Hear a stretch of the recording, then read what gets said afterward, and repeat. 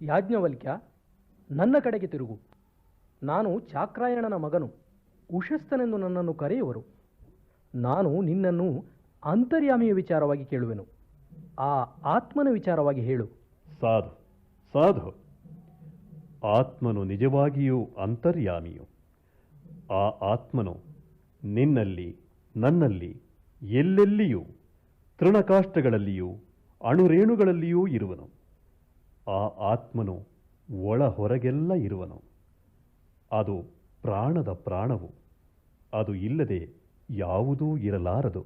ಯಾಜ್ಞವಲ್ಕ್ಯ, ನಾನು ನಿನ್ನನ್ನು ಹಸುವಿನ ವಿಚಾರವಾಗಿಯೋ ಕುದುರೆ ವಿಚಾರವಾಗಿಯೋ ಕೇಳಿದರೆ ನೀನು ಹಸುವು ಹಾಗಿರುವುದು, ಕುದುರೆಯು ಹೀಗಿರುವುದು ಎಂದು ವರ್ಣಿಸುವ ಬದಲು ಹಸುವನ್ನೋ ಕುದುರೆಯನ್ನೋ ತಂದು ಎದುರಿಗೆ ನಿಲ್ಲಿಸಿ ಇಲ್ಲಿದೆ ನೋಡು ಎನ್ನುವೆ. ಹಾಗೆ ನಾನು ಆತ್ಮ ವಿಚಾರವನ್ನು ಕೇಳಿದಾಗ ನನ್ನನ್ನು ಆತ್ಮನ ಬಳಿಗೆ ಕರೆದುಕೊಂಡು ಹೋಗು, ಅಥವಾ ಆತ್ಮನನ್ನು ನನ್ನ ಬಳಿಗೆ ಕರೆದುಕೊಂಡು ಬಾ. ಅವಸರ ಪಡಬೇಡ ಉಷಸ್ಥ. ನೀನು ಕೇಳಿದ ವಿಷಯ ವಿಚಾರದಲ್ಲಿ ಆರಂಭವಾಗಿ ದರ್ಶನದಲ್ಲಿ ಮುಗಿಯುವುದು. ದರ್ಶನವೆಂದರೆ ಅದು ಇಂದ್ರಿಯ ಗೋಚರವಲ್ಲ, ಅದು ಅತೀಂದ್ರಿಯ ವಿಷಯವು. ಆತ್ಮವು ಇಂದ್ರಿಯ ಗೋಚರವಾದಾಗ ಪ್ರಪಂಚ ಸಾಮಾನ್ಯವಾದ ರೂಪ ನಾಮ ಕ್ರಿಯಾ ಸಂಪನ್ನವಾಗಿ ಅನಾತ್ಮವಾಗುವುದು. ಉಷಸ್ಥ, ನೀನು ಈಗ ದೊಡ್ಡ ನಾಣ್ಯವೊಂದನ್ನು ತೆಗೆದುಕೊಂಡು ಅದರಲ್ಲಿ ಸಣ್ಣ ನಾಣ್ಯಗಳೆಲ್ಲ ಇರುವುವು ಎನ್ನುವೆ. ಹೇಗೆ ತೋರಿಸು ಎಂದರೆ ಆಗ ಆ ದೊಡ್ಡ ನಾಣ್ಯವನ್ನು ಮುರಿಸುವೆ. ಅದರಂತೆಯೇ ಆ ಆತ್ಮವೇ ಈ ಅನಾತ್ಮನಾಗಿರುವುದು ಎಂದುಕೋ. ಈ ಅನಾತ್ಮವು ಮುಗಿದು ಆ ಆತ್ಮವು ದರ್ಶನವಾದಾಗ ವಾಕ್ಕು ಮೌನವಾಗುವುದು. ಆ ಮೌನವು ಏನು ಹೇಳುವುದು ಎಂದರೆ ನಿನ್ನ ಇಂದ್ರಿಯಗಳನ್ನು ದಾಟಿ ಬಾ ಎನ್ನುವುದು. ಸರಿ ಯಾಜ್ಞವಲ್ಕ್ಯ, ಮಾತಿನಲ್ಲಿ ಎಷ್ಟು ಹೇಳಬಹುದು ಅಷ್ಟನ್ನೂ ಹೇಳಿದೆ. ನಮಸ್ತೆ ಭಗವನ್. ಯಾಜ್ಞವಲ್ಕ್ಯ, ಮಾತು ಬಲ್ಲೆನೆಂದು ಮನಸ್ಸಿಗೆ ಭ್ರಾಂತಿಯನ್ನು ಹುಟ್ಟಿಸುತ್ತಿರುವಯ್ಯ. ಹೇಳು, ನಿನ್ನ ಆ ಆತ್ಮವು ಸಣ್ಣದು ದೊಡ್ಡದು ಮುಂತಾಗಿ ಎಲ್ಲವನ್ನೂ ಒಳಗೂ ಹೊರಗೂ ಎನ್ನದೇ ವ್ಯಾಪಿಸಿರುವುದಾದರೆ ಈ ಅನುಭವ ನಾನಾತ್ಮ ಎಲ್ಲಿಯದು? ಅದನ್ನು ಹೇಳು. ಆಹಾ, ಕೌಶೀತಕನ ಮಗನು. ಸರ್ವಾಂತರ್ಯಾಮಿಯಾದ ಆತ್ಮನು ಏಕವಾದರೆ ಅನುಭವ ನಾನಾತ್ಮವೇಕೆ ಎಂದು ಪ್ರಶ್ನೆ. ಚೆನ್ನಾಗಿದೆ ಕಹೋಳ.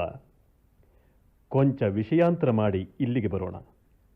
ನಿನ್ನ ಅನುಭವ ನಾನಾತ್ವವು ಏನಿದ್ದರೂ ಕಾಲ ದೇಶಗಳ ಮರಿ. ಕಾಲವು ನಿನ್ನೆ ನಾಳೆಯಾದರೆ ದೇಶವು ಅಲ್ಲಿ ಇಲ್ಲಿ. ಆದರೆ ಕಾಲವನ್ನು ಬಿಟ್ಟು ದೇಶವಿಲ್ಲ, ದೇಶವನ್ನು ಬಿಟ್ಟು ಕಾಲವಿಲ್ಲ. ಹೀಗಿರಲು ಲೋಕ ಪದ್ಧತಿಯನ್ನು ನಾವಾದರೂ ಬಿಡುವುದೇಕೆ? ಅದರಿಂದ ಕಹೋಳ, ನಿನ್ನೆಯೇನೋ ಅನುಭವಕ್ಕೆ ಬಂತು, ನಾಳೆ ಎನ್ನುವುದು ಹೇಗೆ? ನಾಳಿನ ಅನುಭವ ಎನ್ನುವುದು ಹೇಗೆ? ಕಾಲ ಸಾದೃಶ್ಯದಿಂದ ಎಂದರೆ ನಿನ್ನೆಯ ಕಹೋಳನು ನಾಳೆಯ ಕಹೋಳನು ಒಂದೇ ಎನ್ನುವುದೆಂತು? ಒಪ್ಪಿಕೋ ಎನ್ನುವೆಯಾ? ಒಪ್ಪಿಕೊಂಡರೆ ತರ್ಕವು ಕುಂಠಿತವಾಯಿತು. ಇಲ್ಲದ ನಾಳೆಯನ್ನು ಒಪ್ಪಿಕೊಂಡು ಅಲ್ಲಿಯೂ ಘಟನೆಗಳು ಇಂದು ನಿನ್ನೆಯಂತೆಯೇ ನಡೆಯುವು ಎಂದು ಒಪ್ಪಿಕೊಂಡು ಅವುಗಳಿಂದ ಮನಸ್ಸಿನ ಮೇಲೆ ಆಗುವ ಪರಿಣಾಮವು ಒಂದೇ ಎಂದು ಒಪ್ಪಿಕೊಂಡರೆ ಆಯಿತು. ನಾನು ಒಪ್ಪಿಕೊಳ್ಳುವುದಿಲ್ಲ ಎಂದರೆ ನನ್ನನ್ನು ಒಪ್ಪಿಸುವವರಾರು? ಅದರಿಂದ ಕಾಲದ ಐಕ್ಯವನ್ನು ಅಂಗೀಕರಿಸುವುದೇ ಲಾಘವವೋ, ಅನೈಕ್ಯವನ್ನು ಅಂಗೀಕರಿಸುವುದು ಲಾಘವವೋ? ಹಾಗೆ ಕಾಲದೇಶಾದಿಗಳಿಂದ ಒಂದು ಮುಖವು ಏರ್ಪಟ್ಟು ತಾನು ಪ್ರತ್ಯೇಕವಾಗಿರುವೆನೆಂಬ ಭಾವವು ಇರುವವರೆಗೂ ಈ ಅನುಭವ ನಾನಾತ್ವ. ಅನುಭವ ನಾನಾತ್ವ. ನೀನು ಯಾವತ್ತಾದರೂ ನಿದ್ದೆ ಹೋಗಿರುವೆಯಾ? ಆಗಲೂ ನಾನಾತ್ವವಿತ್ತೆ. ಕಹೋಳ, ಜಲಘನವಾದಂತೆ ನಿದ್ದೆಯಲ್ಲಾಗುವಂತೆ ನೀನು ಪ್ರಜ್ಞಾನಘನವಾದೆ ಎನ್ನು. ಆಗ ಈ ಅನುಭವ ನಾನಾತ್ವವಿರಬಲ್ಲುದೆ. ಕಹೋಳ, ಈ ನಾನಾತ್ವವು ಅಂತಃಕರಣ ಧರ್ಮ. ಅಗ್ನಿಯು ದೇಶ ಕಾಲಗಳಿಂದ ಬೇರೆ ಬೇರೆಯಾದರೂ ವಸ್ತುತಃ ಅಗ್ನಿಯೊಂದೇ ಅಲ್ಲವೇ? ಎಲ್ಲಿ ನಿನ್ನ ಅಂತಃಕರಣವನ್ನು ಪ್ರತ್ಯೇಕಿಸಿ ಇತ್ತ ಕೊಡು. ಆಗ ನಿನ್ನ ಅನುಭವ ನಾನಾತ್ವವೆಲ್ಲಿ ಹೇಳು. ತಪ್ಪಾಯಿತು ಯಾಜ್ಞವಲ್ಕ್ಯ.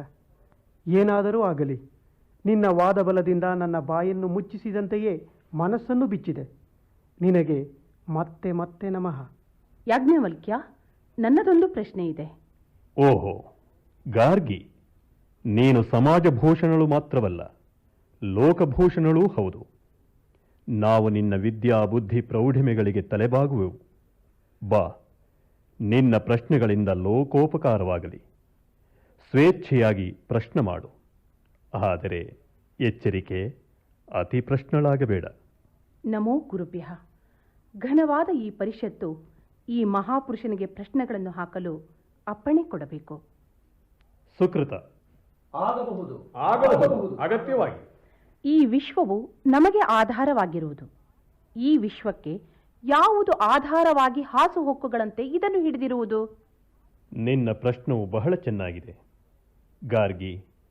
ಈ ಪ್ರಶ್ನೆಗೆ ನಾನು ಉತ್ತರ ಕೊಟ್ಟರೆ ಆ ಉತ್ತರವನ್ನೇ ಅವಲಂಬಿಸಿ ಮತ್ತೊಂದು ಪ್ರಶ್ನೆ, ಹೀಗೆ ಅನಂತವಾಗಿ ಪ್ರಶ್ನೆಗಳನ್ನು ಕೇಳುತ್ತಲೇ ಇರಬಹುದು. ನಿನಗೆ ಹೀಗೆ ಪ್ರಶ್ನೆ ಹಾಕುವುದೇ ಪ್ರಿಯವಾದರೆ ಉತ್ತರ ಕೊಡುತ್ತಿರಲು ನಾನೇಕೆ ಹಿಂಜರಿಯಬೇಕು? ಆದರೆ ನಾನು ಉತ್ತರಿಸುವೆನು. ಮತ್ತೆ ಪ್ರಶ್ನವೇಳದಂತೆ ಆ ಉತ್ತರ. ನೀನು ಯಾವ ಬುದ್ಧಿವಂತಿಕೆಯಿಂದ ಪ್ರಶ್ನವನ್ನು ಹಾಕಿದೆಯೋ ಅದೇ ಬುದ್ಧಿವಂತಿಕೆಯಿಂದಲೇ ಉತ್ತರ ಕೊಡುವೆನು. ಈ ವಿಶ್ವವನ್ನೆಲ್ಲ ಆಕಾಶವು ಹಿಡಿದಿರುವುದು.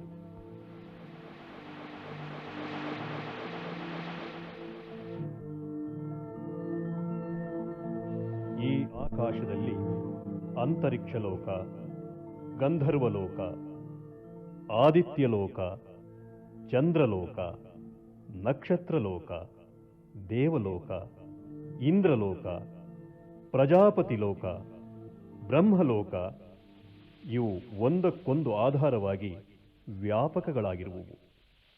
ಈ ಲೋಕದಲ್ಲಿ ಆಧಾರವು ಆಧೇಯಕ್ಕಿಂತ ಸ್ಥೂಲವಾಗಿರುವುದು. ಆದರೆ ಆ ಲೋಕಗಳಲ್ಲಿ ಆಧಾರವು ಆಧೇಯಕ್ಕಿಂತಲೂ ಸೂಕ್ಷ್ಮವಾಗಿರುವುದು. ಇಂದ್ರಿಯ ಧರ್ಮ ಇಲ್ಲಾದರೆ ನೀನು ಕೇಳುವೆಡೆಯಲ್ಲಿ ಅತೀಂದ್ರಿಯ ಧರ್ಮ. ಸೌಭಾಗ್ಯವತಿ, ಸೂಕ್ಷ್ಮವಾಗುವುದು ಅಲ್ಲಿಯ ಧರ್ಮ. ಇವುಗಳಲ್ಲೆಲ್ಲ ಅತಿ ಸೂಕ್ಷ್ಮವಾದ ಬ್ರಹ್ಮಲೋಕವನ್ನು ಮನುಷ್ಯನ ಬುದ್ಧಿಯು ಮುಟ್ಟಲಾರದು.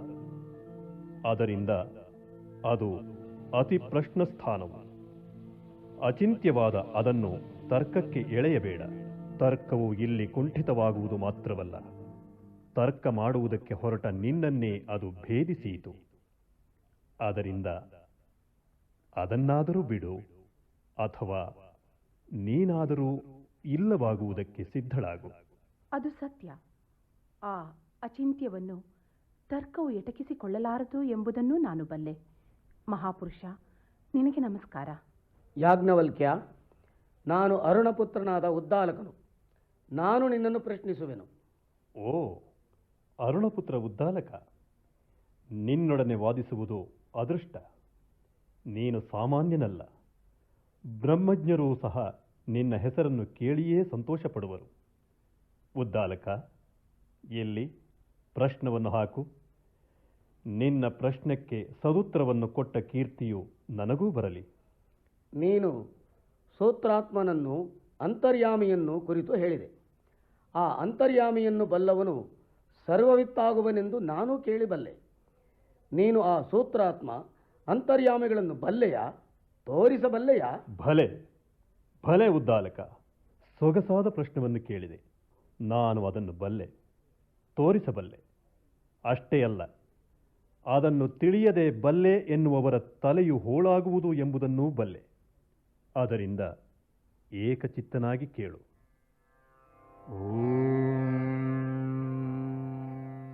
ಎಲ್ಲವನ್ನೂ ಸೂತ್ರದಂತೆ ಹಿಡಿದಿರುವುದು ಪ್ರಾಣವು. ಅದು ಎಲ್ಲವನ್ನೂ ಸ್ವಸ್ಥಾನಗಳಲ್ಲಿ ನಿಲ್ಲಿಸಿರುವುದು. ಪ್ರಾಣವು ಸರ್ವಕ್ರಿಯಾ ಸಂಪನ್ನವಾದುದು. ಅದು ಎಲ್ಲವನ್ನೂ ಬೆಳೆಸುವುದು. ಅದೇ ಬ್ರಹ್ಮವು. ಅದು ಇದ್ದರೆ ಬದುಕಿರುವನು ಎನ್ನುವರು. ಅದು ಇಲ್ಲದೆ ಇರುವುದೇ ಮೃತಿಯು. ಅದರಿಂದ ಬಾಳು ಸಾವುಗಳಿಗೆ ಕಾರಣವೆಂದು ಅದನ್ನು ಗೌರವದಿಂದ ಬ್ರಹ್ಮ ಎನ್ನುವರು. ಸರಿಯೇ? ಬಹಳ ಸರಿ. ನೀನು ಬಹು ಸ್ಪಷ್ಟವಾಗಿ ಹೇಳುತ್ತಿರುವೆ. ಅದನ್ನು ಕೇಳುವುದಕ್ಕೇ ಸಂತೋಷವಾಗುವುದು. ಮುಂದೆ ನಿನ್ನಿಂದ ಒಳ್ಳೆಯ ಮಾತು ಕೇಳುವುದು ನಮ್ಮ ಅದೃಷ್ಟ. ಮುಂದೆ ಕೇಳು. ಈ ಪ್ರಾಣವು ಉಪಾಸನದಿಂದ ಸಂತುಷ್ಟವಾಗಿ ನಿನಗೆ ಬ್ರಹ್ಮದತ್ತ ಹೋಗಲು ಅಪ್ಪಣೆ ಕೊಡುವುದು. ಆರುಣಿ, ಕೇಳು. ಆ ಪ್ರಾಣವು ಇಷ್ಟಾದರೂ ಛಾಯೆಯು. ಅದು ವಿಶ್ವಂಚರವಾಗಿ ವ್ಯಾಪಕವಾದರೂ ಸಂತುಷ್ಟವಾದರೆ ಮಾತ್ರ ತನ್ನ ಮೂಲ ಸ್ಥಾನವನ್ನು ತೋರಿಸುವುದು. ಅಚರವಾದ ಆ ಮೂಲ ವಸ್ತುವನ್ನು ನೀನು ನಿನ್ನ ಇಂದ್ರಿಯಗಳಿಂದ ಸಾಕ್ಷಾತ್ಕರಿಸಿಕೊಳ್ಳಲಾರೆ ಆರುಣಿ. ಅದರ ದರ್ಶನವಾದಾಗ ದೃಶ್ಯ, ದೃಕ್ ಎಂದು ಬೇರೆ ಬೇರೆ ಇರಲಾರದೆ ದೃಶ್ಯಗಳೆರಡೂ ಒಂದಾಗುವು. ಅದನ್ನು ಒಂದು ಸಲ ದೃಕ್ಕಾಗಿ ದರ್ಶನ ಮಾಡಿದರೆ ಆಯಿತು. ಏನೋ ಅದ್ಭುತವು ನಡೆದು ದೃಷ್ಟಿಯು ಬದಲಾಯಿಸುವುದು. ಎಲ್ಲಿ ನೋಡಿದರೂ ಆ ದೃಕ್ಕೆ ದೃಶ್ಯವಾಗಿ ದರ್ಶನವಾಗುವುದು. ಆಗ ಅದು ಅಂತರ್ಯಾಮಿ. ಪೂರ್ಣ ದರ್ಶನದಿಂದ ಪೂರ್ಣನಾದ ನಿನಗೆ ಸರ್ವವೂ ಪೂರ್ಣವಾಗಿಯೇ ಕಾಣುವುದು. ಆಗ ಆತನು ಕೃತಾರ್ಥನಾಗುವನು. ಆತನಲ್ಲಿ ಆತನಿಂದ ಪ್ರಪಂಚವು ಕೃತಾರ್ಥವಾಗುವುದು. ಆತನು ಕಂಡು ಕೇಳಿ ನೋಡಿ ಮಾಡುವುದೆಲ್ಲ ಪೂರ್ಣವೇ ಆಗುವುದು. ಅದರಿಂದ ಆತನು ಸರ್ವಾಂತರ್ಯಾಮಿಯನ್ನು ಸದಾ ನೋಡುತ್ತಿರುವ ಆತನು ಸರ್ವವಿತ್ ಆಗುವುದರಲ್ಲಿ ಸಂದೇಹವೇನು? ಯಾಜ್ಞವಲ್ಕ್ಯ, ಬ್ರಹ್ಮನ್ ಮಾತು ಸೋತಿತು. ಈಗ ಕಷ್ಟಪಟ್ಟು ಹೇಳುವೆನು. ನಮಸ್ತೆ, ನಮಸ್ತೆ. ನಮಸ್ತೆ. ಇನ್ನು ಏನಾದರೂ ಕೇಳುವುದುಂಟೋ? ಶಾಕಲ್ಯ, ನೀನು ನಮ್ಮ ಮೂಲ ಬಲ. ನಮ್ಮ ಕುರುಪಾಂಚಾಲರನ್ನು ಕಾಪಾಡುವವನು ನೀನು. ವಿದ್ಯಾವಂತರೆಂದು ಪ್ರಸಿದ್ಧರಾದ ನಮ್ಮ ಖ್ಯಾತಿಯು ಇಲ್ಲಿ ಮಣ್ಣುಗೂಡುವುದರಲ್ಲಿದೆ. ನಮಗೆ ವಿದ್ಯೆಗಿಂತ ಇನ್ನೇನು ಬೇಕಿಲ್ಲ ಎಂದು ವಿದ್ಯೆಗಾಗಿ ಮೀಸಲಾದವರು ನಾವು. ಶಾಕಲ್ಯ, ನೀನೊಬ್ಬನು ನಮ್ಮನ್ನು ಕಾಪಾಡಬಲ್ಲೆ. ಈ ದುಸ್ಸಾಧ್ಯವಾದ ಕಾರ್ಯವನ್ನು ಸಾಧಿಸಬಲ್ಲವನು ನೀನು.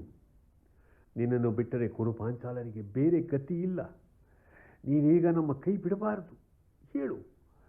ಗರ್ಜಿಸುತ್ತಾ ಕೊಂಬುಗಳನ್ನು ಚಾಚಿಕೊಂಡು ಮೇಲೆ ಬೀಳುವ ಮಹಾವೃಷಭದಂತೆ ನೀನು ಈ ಯಾಜ್ಞವಲ್ಕ್ಯನ ಮೇಲೆ ಬೀಳು.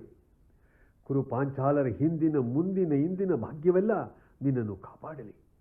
ಹೇಳು, ಎದುರು ಬೀಳು. ನಾನು ಅದನ್ನೇ ಯೋಚಿಸುತ್ತಿದ್ದೇನೆ. ಆದರೆ ಅಶ್ವಲ, ಯಾಜ್ಞವಲ್ಕ್ಯನು ಜ್ಞೇಯವನ್ನು ಸಾಧಿಸಿದ್ದಾನೆ. ನನ್ನ ಪ್ರಯತ್ನ ಅಗ್ನಿಯನ್ನು ಸುಡಬೇಕು ಎಂಬಂತೆ ಆದೀತೋ ಏನೋ. ನನ್ನ ಪ್ರಯತ್ನವು ಗೆದ್ದರೆ ಖಂಡಿತ ಅವನು ಸಾಯುವನು. ಆದರೆ ನನ್ನ ಪ್ರಯತ್ನ ವಿಫಲವಾದರೆ? ಇಂಥ ಮಹತ್ ಪ್ರಯತ್ನದಲ್ಲಿ ಪ್ರಾಣ ಬಿಡುವುದು ಶ್ರೇಷ್ಠಕರ ಶಾಕಲ್ಯ. ಕುರುಪಾಂಚಾಲರೆಲ್ಲ ನಿನ್ನ ಹೆಸರನ್ನೆತ್ತಿ ಹಾಡುವರು. ನಿನ್ನ ಸೋಲು ಗೆಲುವಲ್ಲ ಮುಖ್ಯ, ನಿನ್ನ ಪ್ರಯತ್ನವೂ ಮುಖ್ಯ. ಇದಕ್ಕಿಂತ ಪ್ರಶಸ್ತವಾದ ಮುಹೂರ್ತವು ಮತ್ತೆ ದೊರೆಯುವುದಿಲ್ಲ. ಶಾಕಲ್ಯ, ಈಗ ಬೆರಳಿನ ಕೊನೆಯಷ್ಟು ಪ್ರಯತ್ನ ಮಾಡಿದರೆ ಸಾಕು, ಬೆಟ್ಟದಷ್ಟು ಕೀರ್ತಿಯು ಲಭಿಸುವುದು. ಹೇಳು. ಅಶ್ವಲ, ಇದು ನಿನ್ನ ಮಾತು. ಇತರರು ಏನನ್ನುವರು? ನಾನು ಇಲ್ಲಿ ಇರುವವರ ಪರವಾಗಿ ಮಾತ್ರವಲ್ಲ, ಇಲ್ಲಿ ಇಲ್ಲದ ನಮ್ಮ ದೇಶದವರ ಪರವಾಗಿ ಎಲ್ಲ ಮಾತಾಡುತ್ತಿರುವೆನು. ಶಾಕಲ್ಯ, ಶಾಕಲ್ಯ, ನಿನಗೆ ಸಂಸಾರವಿಲ್ಲ, ನಿನ್ನನ್ನು ಬಾಧಿಸುವ ಆಶಾಪಾಶಗಳಿಲ್ಲ. ನೀನು ಪೂರ್ಣ, ನಿನಗೆ ಮೃತ್ಯು ಭೀತಿ ಇಲ್ಲ. ನಿನಗೆ ಎದುರಾಗಿ ಬದುಕುವವರು ಉಂಟೆ? ಹೇಳು. ನೋಡು, ಯಾಜ್ಞವಲ್ಕ್ಯನು ಎದುರು ಬಿದ್ದ ಮತ್ತ ಗಜಗಳನ್ನೆಲ್ಲ ಓಡಿಸಿ ಮೆರೆಯುವ ಮದ್ದಾನಿಯಂತೆ ತಾನೇ ತಾನಾಗಿರುವನು. ನೀನು ಈ ಯುದ್ಧದಲ್ಲಿ ಗೆದ್ದರೂ ಸೋತರೂ ನಿನಗೆ ಖ್ಯಾತಿ ತಪ್ಪಿದ್ದಲ್ಲ. ಹೇಳು. ನೀನು ಹೇಳುವುದು ಸರಿ. ಮಾತೃಭೂಮಿಯ ಕರೆಯನ್ನು ನಿರಾಕರಿಸುವುದೆಂತು? ನೀನು ಹೇಳಿದಂತೆ ಅಶ್ವಲ, ಕುರುಪಾಂಚಾಲ ಸರಸ್ವತಿಯು ಇಂದು ವಾದ ಭೂಮಿಗೆ ಇಳಿಯುವಳು. ಈ ವಾದದಲ್ಲಿ ಸೋಲು ಗೆಲುವು ಮುಖ್ಯವಲ್ಲ, ಖ್ಯಾತಿ. ಖ್ಯಾತಿ ಇದೋ, ಎದ್ದು ಅವನನ್ನು ತುಳಿಯುವೆನು. ಯಾಜ್ಞವಲ್ಕ್ಯ, ಇದೋ ನಾನು ಬಂದಿರುವೆನು. ಇದೇ ಕೊನೆಯೋ? ಶಾಕಲ್ಯ, ಅಯ್ಯೋ ಪಾಪ, ನಿನ್ನವರು ನಿನ್ನನ್ನು ಬಲಿ ಮಾಡುತ್ತಿರುವರು. ಯಾಜ್ಞವಲ್ಕ್ಯನು ಶಾಕಲ್ಯರಿಗೆ ಸಾಧ್ಯನಲ್ಲ. ಶಾಕಲ್ಯರು ಕುಳಿತುಕೊಳ್ಳುವುದು ಒಳ್ಳೆಯದು. ಶಾಕಲ್ಯನು ವ್ಯಕ್ತಿ ಮಾತ್ರವಲ್ಲ ಗಾರ್ಗಿ, ಕುರುಪಾಂಚಾಲರ ವಿದ್ಯಾಧಿದೇವತೆಯು ಈ ರೂಪದಿಂದ ಬಂದಿರುವಳೆಂದು ಭಾವಿಸು. ಈ ಶಾಕಲ್ಯನು ತಾನು ಸೋತುದನ್ನು ಕಾಣುವನೋ ಇಲ್ಲವೋ? ಈ ಅಗ್ನಿಯು ಈ ಶಲಭಕ್ಕೆ ಸೋಲುವುದೂ ಉಂಟೆ? ಇದು ಶಾಕಲ್ಯ, ಸಿದ್ಧನಾಗಿರುವೆನು. ಆದರೆ ನೆನಪಿರಲಿ ಶಾಕಲ್ಯ, ಇನ್ನು ಮುಂದೆ ಪ್ರಶ್ನಿಸುವವನು ಪಣ ತೊಟ್ಟು ಉತ್ತರವನ್ನು ಪಡೆಯಬೇಕು. ಓ, ಪಣ ತೊಟ್ಟು? ನೀನು ಹೇಳುವುದು ಸರಿ ಯಾಜ್ಞವಲ್ಕ್ಯ. ಪಣವನ್ನು ಕಟ್ಟಿದವನು ದಾಳಗಳನ್ನೇಕೆ ತೆಗೆದುಕೊಳ್ಳಬೇಕು? ನಾನು ಇನ್ನು ಪ್ರಶ್ನವನ್ನು ಕೇಳಲೆ? ಓ, ನಾನು ಸಿದ್ಧನಾಗಿರುವೆನು. ಸರಿ, ಹೇಳು. ದೇವತೆಗಳ ಸಂಖ್ಯೆ ಎಷ್ಟು ಯಾಜ್ಞವಲ್ಕ್ಯ? ವೈಶ್ವದೇವರಲ್ಲಿ ಹೇಳಿರುವಷ್ಟು. ಅಂದರೆ ಪರಮವೆಂದರೆ 3003, ಅಧಮವೆಂದರೆ 1. ಶಾಕಲ್ಯ, ಆ ಒಂದು ಪ್ರಾಣ, ಅದನ್ನೇ ಬ್ರಹ್ಮ ಎನ್ನುವರು. ಆಯಿತು ಆಯಿತು, ಮುಂದೆ. ಪ್ರಾಣವೇ ಅಷ್ಟಪುರುಷರಾಗಿ, ಅಷ್ಟಲೋಕಗಳಾಗಿ, ಅಷ್ಟ ದೇವರಾಗಿ ಹರಡುವುದು. ಅದನ್ನು ತಿಳಿದವನು ಎಲ್ಲವನ್ನೂ ತಿಳಿಯುವನು. ಹೌದು ಹೌದು, ನಾನು ಅವುಗಳನ್ನೆಲ್ಲ ಬಲ್ಲೆನು. ಶಾಕಲ್ಯ, ನೀನು ಅವೆಲ್ಲವನ್ನೂ ಬಲ್ಲೆ. ಆದರೆ ಕುರುಪಾಂಚಾಲರು ನಿನ್ನನ್ನು ಯಜ್ಞ ಪಶುವನ್ನು ಮಾಡಿರುವರು ಎಂಬುದನ್ನು ಮಾತ್ರ ಕಾಣೆ. ಓ, ಸಾಕು ಮುಚ್ಚು ಯಾಜ್ಞವಲ್ಕ್ಯ. ನೀನು ಕುರುಪಾಂಚಾಲರನ್ನು ನಿಂದಿಸುವುದು ಸಾಕು. ನೀನೂ ವಿದ್ವಾಂಸನಾಗಿ ಆ ವಿದ್ವಾಂಸರನ್ನು ನಿಂದಿಸುವುದು ತರವಲ್ಲ. ಪ್ರಾಣ, ಪುರುಷರು ಎಂದು ಮುಂತಾಗಿ ಹೇಳಿದೆಯಲ್ಲ, ಬೇರೆ ಬೇರೆ ದಿಕ್ಕುಗಳಲ್ಲಿ ಆ ಪುರುಷರು ಯಾರು, ಯಾರು ಅಧಿಪತಿಗಳಾಗಿರುವರು ಎಂಬುದನ್ನು ಬಲ್ಲೆಯ? ಬಲ್ಲೆನು ಶಾಕಲ್ಯ, ಬಲ್ಲೆನು. ಪೂರ್ವ ದಿಕ್ಕಿನಲ್ಲಿ ಆದಿತ್ಯನು ದೇವತೆಯು. ಆತನು ಕಣ್ಣಾಗಿ ದೇಹದಲ್ಲಿ ಇದ್ದುಕೊಂಡು ವ್ಯಕ್ತಿಗೂ ವಿಶ್ವಕ್ಕೂ ಸಂಬಂಧವನ್ನು ಕಲ್ಪಿಸುವನು. ದಕ್ಷಿಣದಲ್ಲಿ ಯಮನು ಅಧಿಪತಿಯಾಗಿ ಕರ್ಮದಲ್ಲಿ ನಿಂತು ಶ್ರದ್ಧೆಯಿಂದ ವ್ಯಕ್ತಿಗೂ ತನಗೂ ಸಂಬಂಧವನ್ನು ಕಲ್ಪಿಸುವನು. ಪಶ್ಚಿಮದಲ್ಲಿ ವರುಣನು ಅಧಿಪತಿಯು. ಆತನು ದೇಹದಲ್ಲಿ ರೇಥಪತಿಯಾಗಿ ಸಂತಾನದಿಂದ ವ್ಯಕ್ತಿಯನ್ನು ವಿಶ್ವವನ್ನು ಸೇರಿಸುವನು. ಉತ್ತರದಲ್ಲಿ ಸೋಮನು ಅಧಿಪತಿಯಾಗಿ ವ್ಯಕ್ತಿಯಲ್ಲಿ ದೀಕ್ಷೆಯಾಗಿ ಸತ್ಯವಾಗಿ ವ್ಯಕ್ತಿಯನ್ನು ತನ್ನೊಡನೆ ಸೇರಿಸಿಕೊಳ್ಳುವನು. ಊರ್ಧ್ವದಲ್ಲಿ ಅಗ್ನಿಯು ಅಧಿಪತಿಯಾಗಿ ವ್ಯಕ್ತಿಯಲ್ಲಿ ವಾಕ್ಕಾಗಿರುವನು. ಇವರೆಲ್ಲರೂ ಹೃದಯದಲ್ಲಿರುವರು. ಹೃದಯವೆಲ್ಲಿರುವುದು? ಇದೇಕೆ ಈತನು ಹೀಗೆ ಕೇಳುತ್ತಿರುವನು? ಇದು ಶುಭ ಸೂಚನೆಯಲ್ಲವಲ್ಲ? ಶಾಕಲ್ಯ, ಹೃದಯವೆಲ್ಲಿದೆ ಎಂದು ಕೇಳುವೆಯಾ? ಅದು ದೇಹದಲ್ಲಿಲ್ಲ. ಇನ್ನೆಲ್ಲಿಯೋ ಇದೆ ಎಂದರೆ ನಾಯಿಗಳು ಎಳೆದು ಹಾಕುವು, ಹಕ್ಕಿಗಳು ಕಿತ್ತು ತಿಂದಾವು. ಏನು ನನ್ನನ್ನು ಹೆದರಿಸುವೆಯಾ ಯಾಜ್ಞವಲ್ಕ್ಯ? ಕೇಳಿದಷ್ಟಕ್ಕೆ ಹೇಳು. ಹೃದಯವು ದೇಹದಲ್ಲಿರುವುದು. ಪ್ರಾಣವು ಹಲವು ರೂಪದಿಂದ ಅದನ್ನು ಹಿಡಿದಿರುವುದು. ಪ್ರಾಣ ಹೃದಯಗಳೆರಡೂ ಆತ್ಮನಲ್ಲಿರುವವು. ಆತನೇ ಅಷ್ಟಪುರುಷನು. ಅದಕ್ಕಿಂತಲೂ ಮಿಗಿಲಾದವನು ಆತನು. ಆತನನ್ನೇ ಉಪನಿಷತ್ತುಗಳು ಹೊಗಳುವುದು. ನೀನು ಆತನನ್ನು ಬಲ್ಲೆಯ ಶಾಕಲ್ಯ? ಆ ಆತ್ಮನನ್ನು ನೀನು ಕಾಣೆಯಾದರೆ ಈಗ ನೀನು ಹೆಸರಿಸಿದ ದೇವತೆಗಳೆಲ್ಲರೂ ನಿನ್ನನ್ನು ತಿಂದು ಹಾಕುವರು. ನಿನ್ನ ಮೂಳೆಗಳೂ ಉಳಿಯುವುದಿಲ್ಲ. ನೀನು ಆ ವಿಚಾರವನ್ನು ಹೇಳು ಅಥವಾ ಅದರ ಫಲವನ್ನು ಅನುಭವಿಸು. ಅದು ಅದು ಯಾವುದು ಯಾವುದು? ಓ, ಇದೇನಿದು? ಅಂಗಗಳನ್ನೆಲ್ಲ ಕಿತ್ತಂತಿದೆ. ಓ ಓ ಓ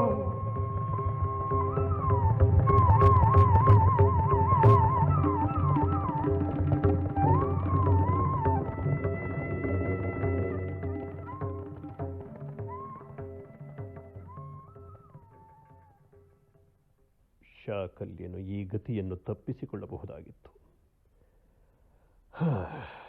ಆತನ ಪ್ರಾರಬ್ಧ. ನಾನೇನು ಮಾಡಲಿ? ತನಗೆ ತಿಳಿಯದು ಎಂದಿದ್ದರೆ ನಾನು ತಿಳಿಸಿಕೊಡುತ್ತಿದ್ದೆ. ಆದದ್ದು ಆಯಿತು. ಪರಿಷತ್ತಿನ ಸದಸ್ಯರೇ, ನೀವು ನನ್ನನ್ನು ಕೇಳುವಿರೋ ನಾನು ನಿಮ್ಮನ್ನು ಕೇಳಲು?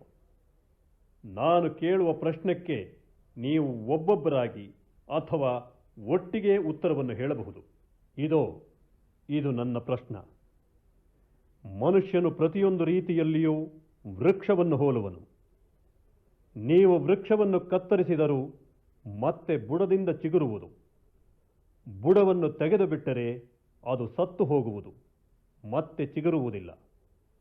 ಮೃತ್ಯುವು ಮನುಷ್ಯನನ್ನು ಹೊತ್ತುಕೊಂಡು ಹೋಗುವಾಗ ಸಮೂಲವಾಗಿ ತೆಗೆದುಕೊಂಡು ಹೋದರೂ ಮತ್ತೆ ಅವನು ಹುಟ್ಟಿ ಬರುವನಲ್ಲ.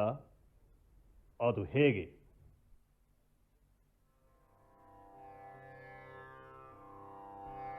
ಅದು ವಿಜ್ಞಾನದಿಂದ, ಆನಂದದಿಂದ. ಕೊಡುವುದು ಅದು, ತೆಗೆದುಕೊಳ್ಳುವುದು ಅದು, ಇರುವುದು ಅದು. ಅದರಿಂದ ಮನುಷ್ಯನಿಗೆ ಮತ್ತೆ ಪುನರ್ಜನ್ಮ. ಸರಿ ಸರಿ, ನನಗೆ ಉತ್ತರ ಕೊಟ್ಟುದು ಶ್ರುತಿ, ಮನುಷ್ಯನಲ್ಲ. ಸರಿ. ನಮಃ ಶ್ರುತಿ ಭಗವತಿ, ನಮಃ ಶ್ರುತಿ ಭಗವತಿ, ನಮಃ ಶ್ರುತಿ ಭಗವತಿ.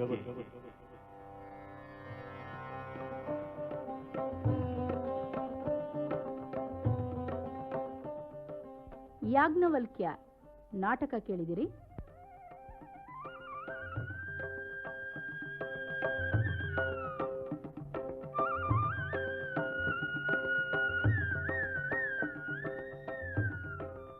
ರಚನೆ ದೇವುಡು ನರಸಿಂಹಶಾಸ್ತ್ರಿ.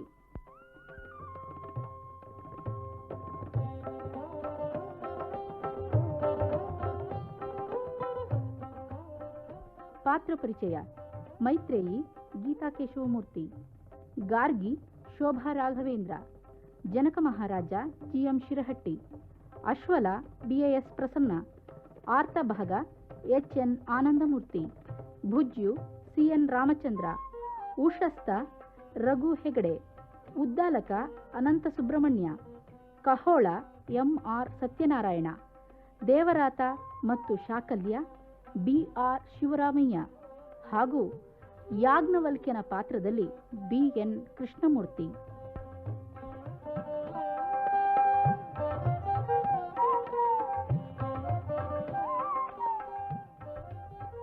ನಾಟಕದ ಸಂಗೀತ ಸಂಯೋಜನೆ KS ರಾಜೇಶ್.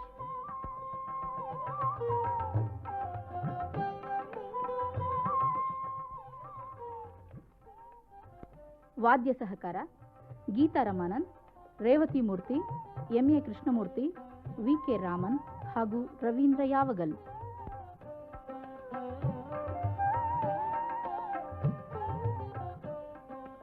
ಶ್ಲೋಕಗಳನ್ನು ಪಠಿಸಿದವರು BA Sudhindra, BS Srivatsa, HV Amarnath ಹಾಗೂ ಶಿವಾನಂದ ದೀಕ್ಷಿತ್. ಸಂಕಲನ ರಘು ಹೆಗಡೆ.